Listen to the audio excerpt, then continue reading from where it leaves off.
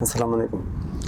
نسخہ عجیب، یہ عجیب اس لیے ہے کہ ہر آدمی پکوڑے تو کھاتا ہے، کبھی کبھی کھاتا ہے، کئی لوگ روزانہ ہی کھاتے ہیں۔ تو پکوڑوں کی وجہ سے آپ کو، اگر آپ کا جسم ٹھیک تندرست والا ہو جائے، ہڈیوں کا درد نہ ہو، تو وہ میں طریقہ بتاتا ہوں۔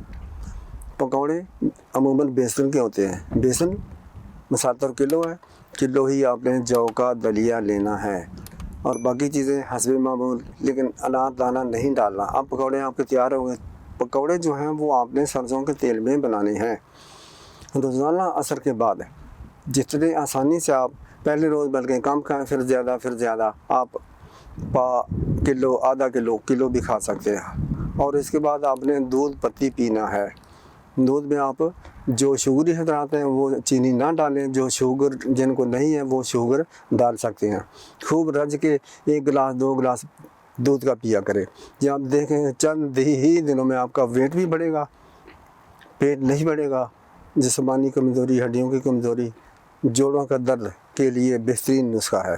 آزمائیں، کھائیں اور مجھے دعائیں دیں۔ سبسکرائب کریں، لائک کریں، شیئر کریں۔ السلام علیکم ورحمۃ اللہ وبرکاتہ۔